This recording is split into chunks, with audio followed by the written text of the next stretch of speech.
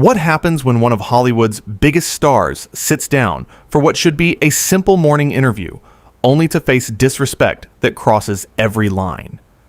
In just 40 seconds, a single comment from host Michael Strahan would ignite a firestorm that turned a friendly chat into the most explosive moment in Good Morning America history.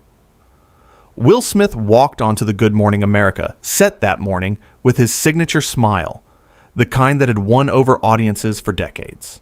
He was there to talk about his latest project, a film he'd poured his heart into. The studio lights were bright, the cameras were rolling, and everything seemed normal.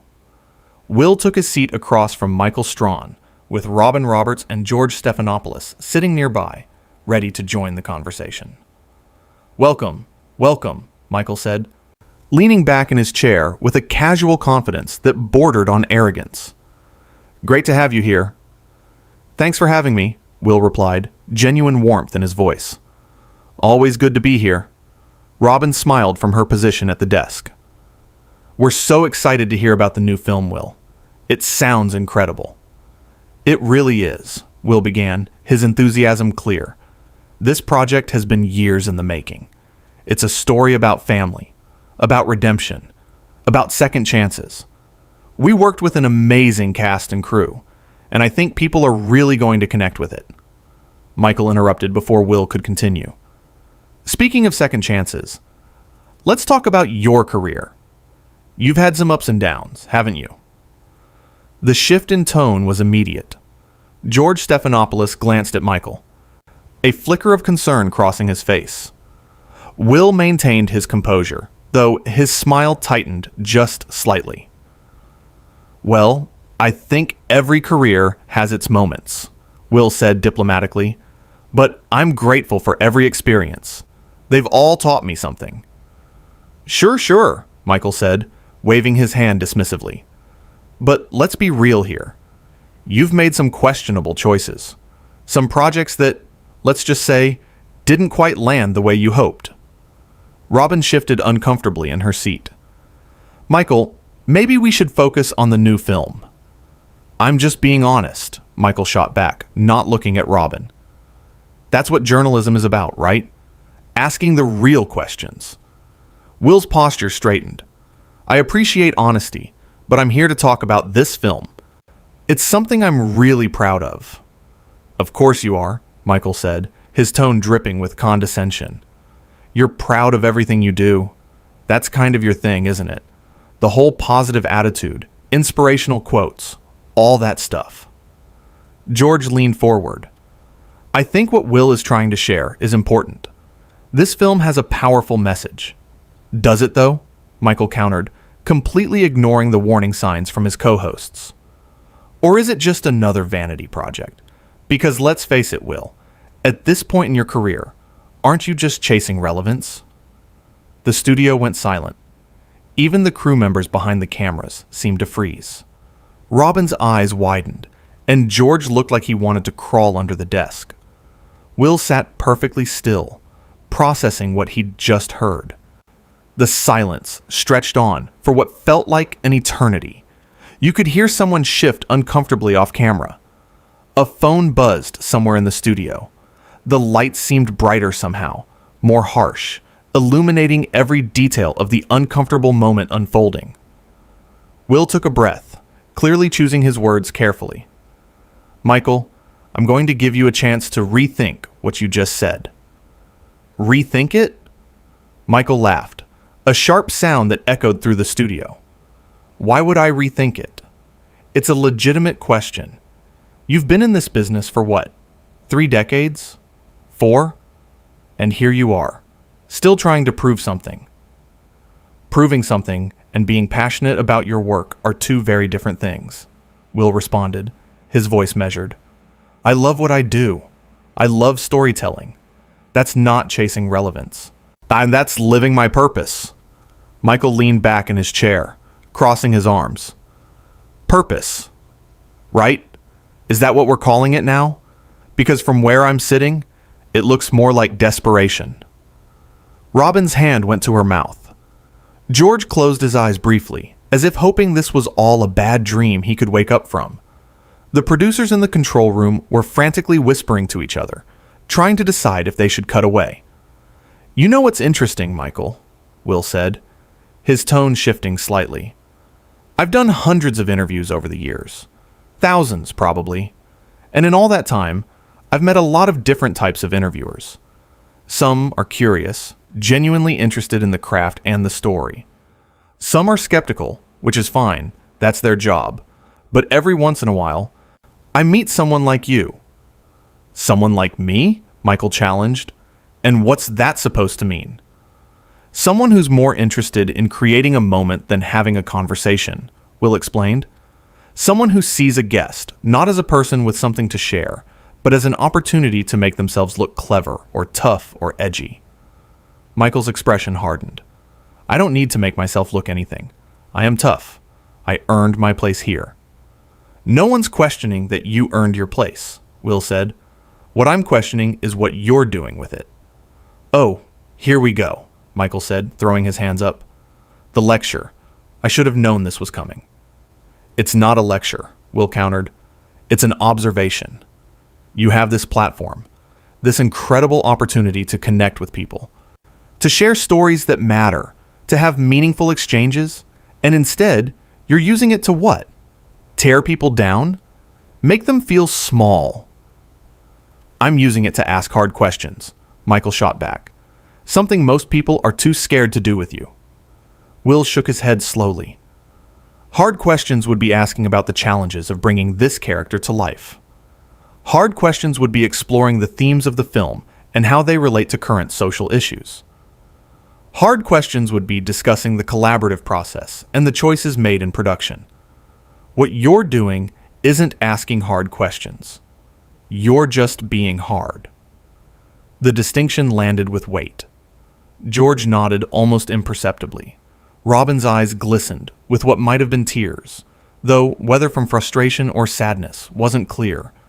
"Chasing relevance," Will repeated slowly, each word measured. "That's an interesting way to describe someone's artistic work."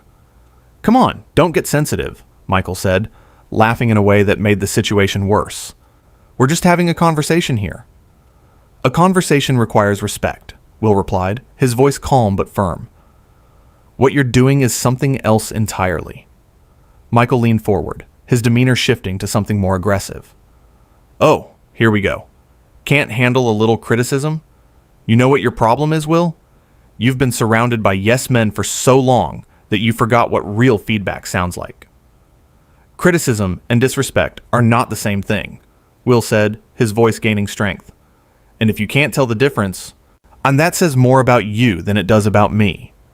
"There he goes," Michael said, looking at the camera as if inviting the audience to join him in mocking Will. "Playing the victim. Classic move." "I'm not playing anything," Will responded. "I'm simply pointing out that what you're doing right now has nothing to do with journalism or even entertainment. It's just mean." "Mean?" Michael scoffed.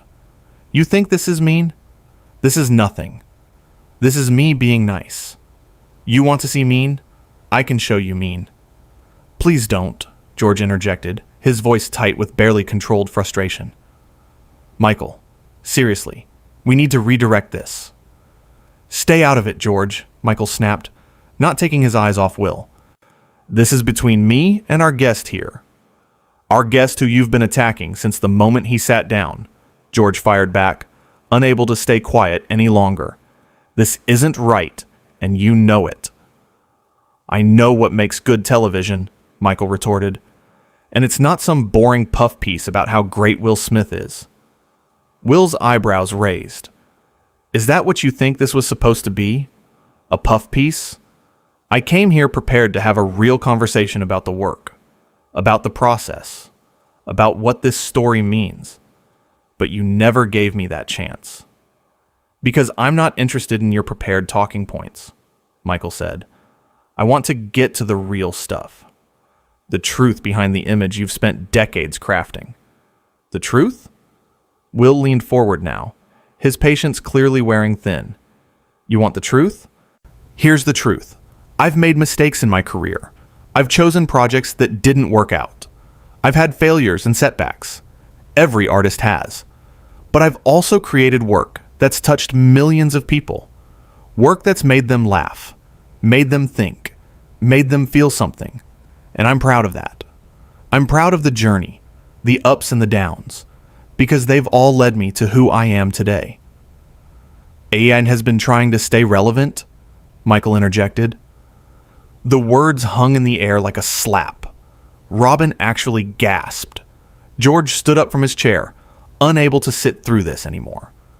Robin tried to intervene again. Michael, I think we should move on to another topic. No, let him answer, Michael insisted, holding up his hand toward Robin without looking at her. I want to hear this. Tell me, Will, when was the last time someone told you the truth? When was the last time someone said that maybe, just maybe, you're not as great as you think you are? Robin stood up now, joining George. Michael, stop. This has gone too far. I'll decide when it's gone too far, Michael said, his voice cold. I'm the lead anchor here.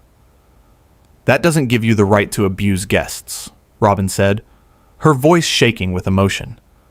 Will came here in good faith. He trusted us, and you're destroying that trust with every word that comes out of your mouth. I'm destroying trust? Michael turned on Robin now. Or am I finally doing what this show has needed for years?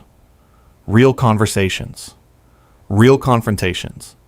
Not these sanitized, pre-approved, corporate-approved nonsense interviews where everyone smiles and nods and pretends everything is wonderful. There's a difference between real and cruel, Robin said, her eyes blazing. And you've crossed that line. Michael waved her off. You're too soft, Robin. You always have been. That's why you'll never be taken seriously as a hard news journalist. The insult landed like a bomb. Robin's face went pale, then flushed red. George took a step toward Michael, his fists clenched at his sides. Don't you dare talk to her like that, George said, his voice low and dangerous. Don't you dare. Or what? Michael challenged, standing up now to face George. What are you going to do, George? Write me a strongly worded memo? Will watched this all unfold, seeing how Michael's cruelty extended beyond just him. This wasn't about one bad interview. This was a pattern, a way of being that hurt everyone around him. Will's jaw tightened. The smile was completely gone now. You don't know anything about me or what I think about myself. I know what I see, Michael continued, his voice rising. I see someone who can't accept that their best days are behind them. Someone who keeps trying to recapture past glory instead of accepting reality. And I see someone who mistakes arrogance for confidence, Will said, his voice steady but filled with power. Someone who thinks that being aggressive makes them strong. Someone who has forgotten that real strength comes from lifting others up, not tearing them down. Oh, please, Michael rolled his eyes. Spare me the motivational speaker routine. Save that for your Instagram posts? You know what? Will said, and there was a shift in his energy. A decision being made in real time. You're right about one thing. We are having a real conversation now, just not the one you thought we'd be having. Finally, Michael said, seeming pleased with himself. Now we're getting somewhere. We're getting somewhere all right, Will agreed. We're getting to the part where I realize that staying here, in this chair, letting you continue to disrespect me, would be a disservice to myself and to everyone watching who's ever been made to feel small by someone in a position of power. Michael's smile faltered slightly. What are you talking about? I'm talking about the fact that I don't have to sit here and take this, Will said, his voice growing stronger with each word. I'm talking about the fact that no paycheck, no publicity, no platform is worth sacrificing your dignity for. George nodded vigorously. That's right, Will. You don't have to put up with this. See what you've done? Michael said to George. You've encouraged this. This is on you. No, George said firmly. This is on you. All of it. Every uncomfortable moment. Every insult. Every time you chose to attack instead of engage. That's all you, Michael. George stood up from his seat. Okay, I think we need to take a break. Sit down, George, Michael snapped. We're in the middle of something here. Yes, we are, Will said, standing up himself. We're in the middle of you showing everyone watching exactly who you are. The moment Will stood, the entire energy of the studio shifted. It wasn't just a guest standing up.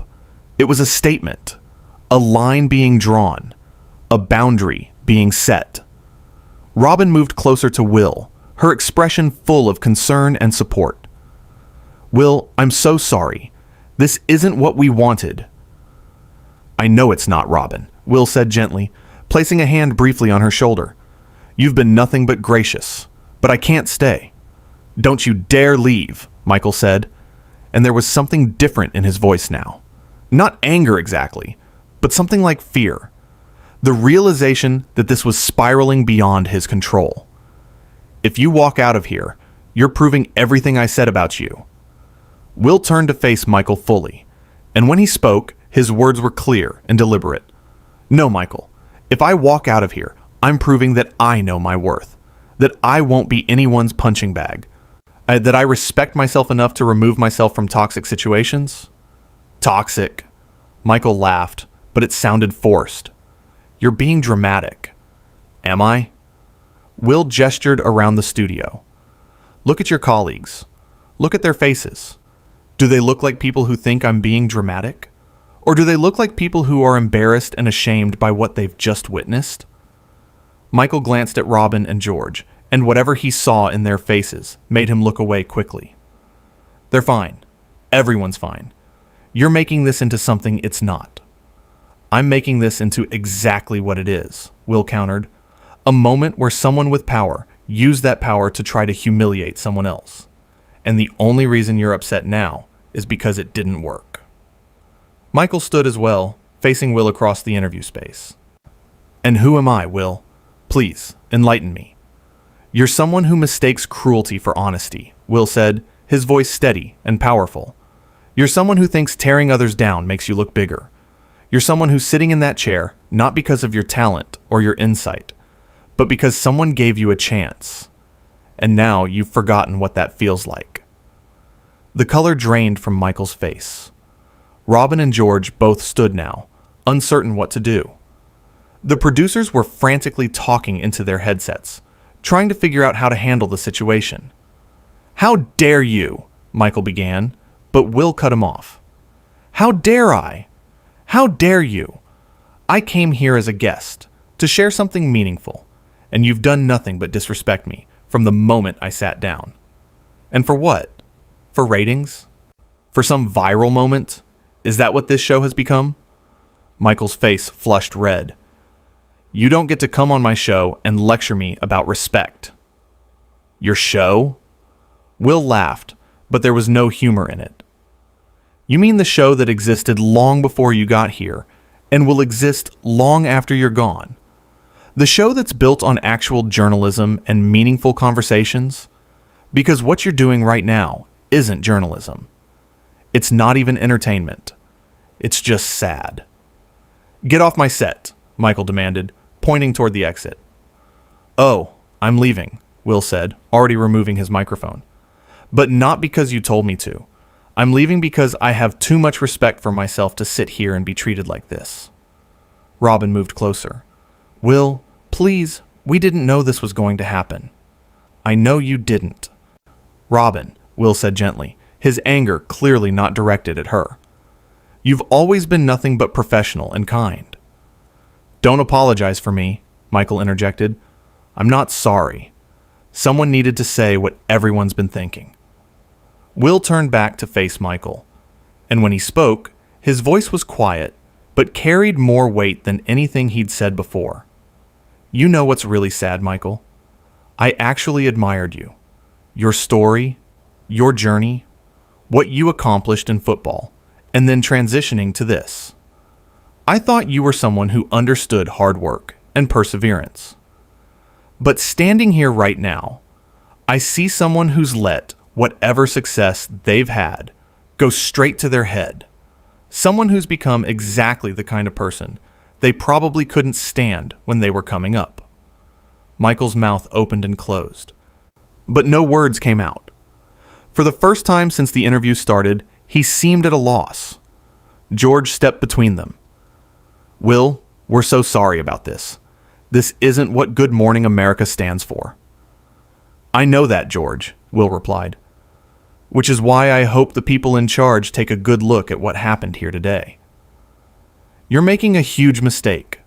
Michael found his voice again, though it sounded shakier than before. "Walking out on this interview, making a scene. Do you know what this is going to look like?" "It's going to look like a man who knows his worth," Will answered. "It's going to look like someone who refused to be disrespected on national television. And honestly, I'm okay with that." Robin moved to Will's side. "I'm so sorry. This shouldn't have happened." "It's not your fault," Will assured her. "You tried to redirect multiple times. You were professional. You were kind. That's all anyone can do." Michael scoffed. "Oh, please, spare us the saints and sinners routine. You're not a victim here, Will. You're just soft. Can't handle real questions. Real scrutiny." "Real questions?" Will turned back one more time. "You didn't ask me one real question this entire time. You didn't ask about the film's themes, the character development, the message we're trying to share.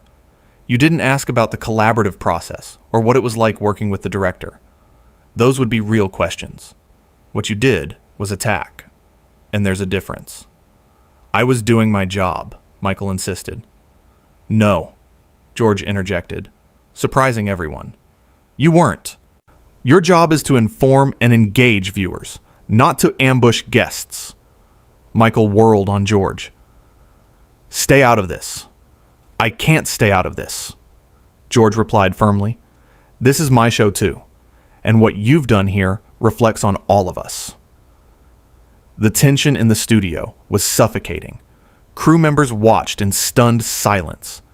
Cameras continued rolling, capturing every second of the unfolding disaster. Will looked at each person on the panel. "I want you all to know that I appreciate the invitation to be here. I'm sorry we couldn't have the conversation I hoped we'd have. Robin, George, thank you for trying." "Don't patronize them," Michael spat. "They don't need your approval." "You're right," Will agreed. "They don't need my approval. But they do deserve respect, which is something you seem incapable of giving to anyone, including your own colleagues." Robin touched Will's arm.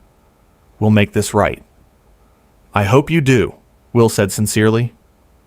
"Because this show means something to people. It's been a staple of morning television for years. It deserves better than what happened here today." Michael laughed bitterly. "Listen to you, acting like you're above it all. You're not better than me, Will." "I never said I was," Will responded, "but I do know how to treat people with basic human decency, and clearly that's something we differ on." "Get out," Michael said again, his voice shaking with barely controlled rage. "Just get out." "I'm going," Will said, already walking toward the exit. "But before I do, I want everyone watching to know something. The people who work on this show, the crew members, the producers, the other hosts, they work incredibly hard. They care about what they do. Don't let what happened here today color your view of them. They're good people trying to do good work." "Always the hero," Michael muttered, loud enough for everyone to hear. "Always got to have the last word, don't you?" Will stopped walking, but didn't turn around. "No, Michael, you can have the last word. I'm sure it'll be something you're very proud of." He continued toward the exit, his head held high. Robin looked like she might cry. George's face was a mask of controlled fury directed at Michael. The studio remained in shocked silence. "This isn't over," Michael called out. "You think you can just walk out of here and it all goes away? You just made the biggest mistake of your career." Will paused at the studio door, finally turning back one last time. "You know what, Michael? If standing up for myself and refusing to be disrespected is a mistake, then it's one I'm willing to make. Because at the end of the day, I can look at myself in the mirror and be okay with who I see. Can you say the same? The question hung in the air, unanswered. Michael's face was bright red now, a mix of anger and something else. Shame, perhaps, or the dawning realization of what he'd done. That's what I thought, Will said quietly. Then he walked out, the studio door closing behind him with a soft click that somehow sounded louder than any of the shouting that had preceded it. For a long moment, nobody moved. The cameras kept rolling, capturing Michael standing alone, his co-hosts staring at him with expressions that ranged from disappointment to outright anger. The crew members looked at each other, uncertain what to do. Robin was the first to speak, her voice tight with emotion. "We need to go to commercial." "No," Michael said. "We're not going to commercial. We're going to continue the show." "There is no show to continue," George said flatly. "Our guest just left because you drove him away." "He left because he couldn't handle honest conversation," Michael insisted, but his voice lacked conviction. "Honest conversation?" Robin's usual warmth was completely gone. "Is that what you call what just happened?